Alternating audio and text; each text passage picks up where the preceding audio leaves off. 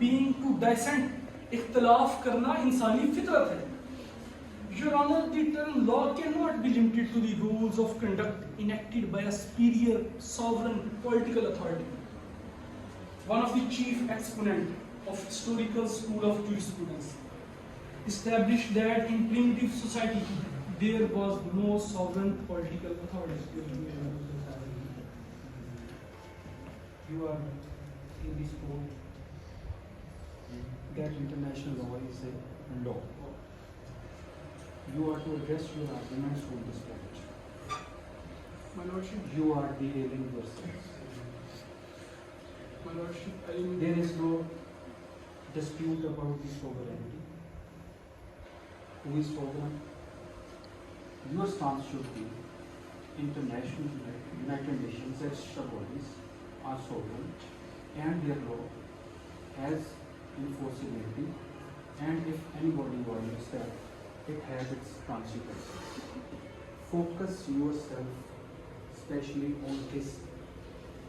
My Lordship, my other fellows are coming over to this topic which you are Sovereign, there is no dispute is so. Then I'll ask who is sovereign?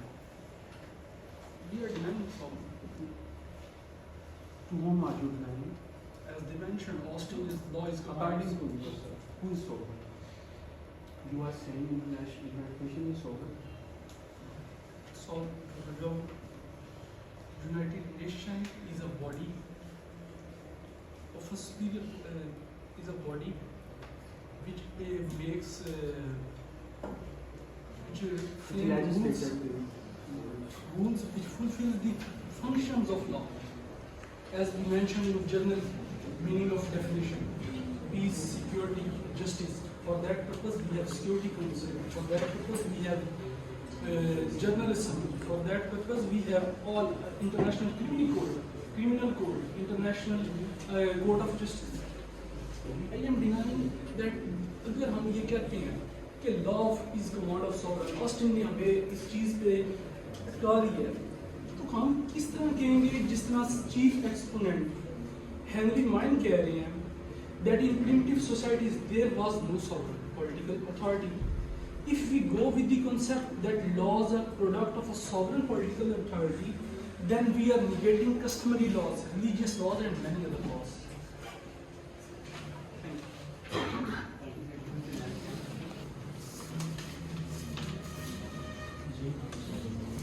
My name is Nurul Kamar, along with my fellows. Nurul Kamar? Yes, sir. Ali Musa Awan, Ali Zaman, Ahmad Hassan, Aita Imran, Babar Hayat, Umar Asghar and Alvina Nawaz.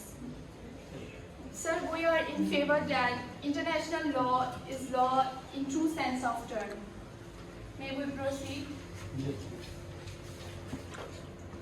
Sir, before digging into our today's topic, I would like to start from brief introduction of international law. Sir, international law is a complex and multifaceted field of study that encompasses various legal principles for relations between nations in our interconnected global community. It is a system of rules and principles that govern the interaction among sovereign states, international organizations, and individuals across borders. It rooted in treaties, conventions, customary laws, and legal precedents. It shapes international diplomacy, trade, human rights, armed conflicts, environmental protection, and more and more.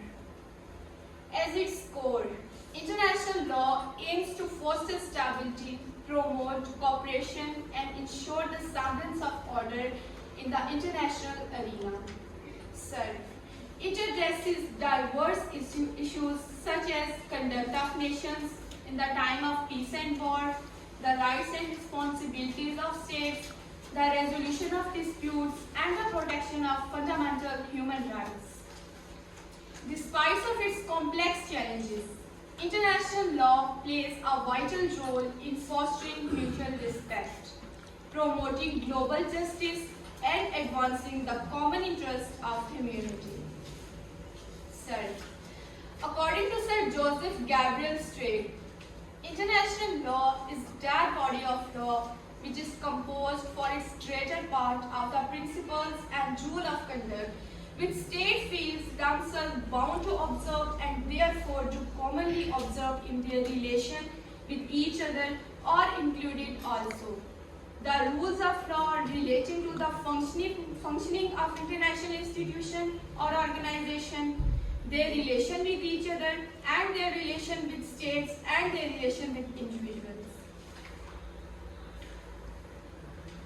My Lordship, coming towards our today juristic debate topic, which is international law is law in true sense of term. Respected sir, this controversy is not new. In 1884, Sir Lawrence Aptley, great jurist, wrote a paper on this topic, in which he came to conclusion everything depends upon the definition of law which are choose to adopt. This controversy is really a dogmatic, a dispute about words and nothing else. This is largest jurisprudential controversy, namely as to the word of law. It is just a verbal dispute and nothing else. Sir, so we have a question. What is correct definition of law? For that purpose, we must have to explore the definition of law which is given by the famous jurists of the jurisprudential. I am starting from, according to Sir John Austin, law is the command of sovereign, superior political authority and backed by the sanctions. Second, according to Alpine, law is art of science and what is equitable and good. According to Salmon, law is the body of rules, principles recognized and applied by state in administration of justice.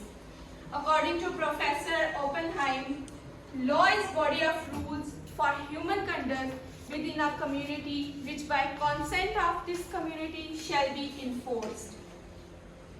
My Lordship, we can't identify the correct definition of law as all of these jurists contradict at same point or some points.